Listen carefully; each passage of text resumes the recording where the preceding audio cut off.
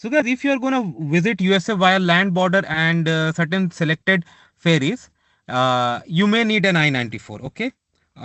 If you do not fall under the exception, because you see it's written that um, needed by all visitors except US citizens, returning resident aliens, aliens with immigrant visas, and most Canadian citizens visiting or in transit.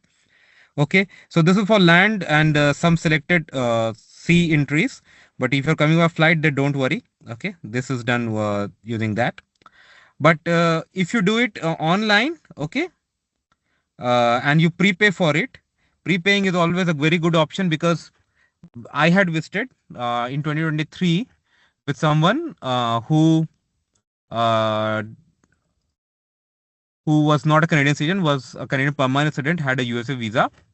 So like it helped, because again you have been taken inside if your biometrics are not valid, and they will ask you to go for biometric interview. But thing is that you don't have to stand in the queue to pay money, especially during a high traveling season. If you prepare this, it's going to help you a lot. But again, that's not a guarantee of your entry into USA. So based on your circumstances, you can take this call. Anyway, I'm going to show you how you can apply. So you can click here on this I-94 official website, click on acknowledge and agree. And if you do not appear within 7 days, then there is no refund. You will be required for biometric if required, if not valid. Okay, and interview means they're going to ask you a question. Okay, and of course you're going to carry with your documents. Up to 100 applications can be submitted on this form. Wow.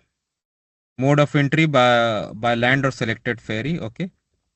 So traveler information you have given: first name, last name, date of birth, gender, country of citizenship, country of residency.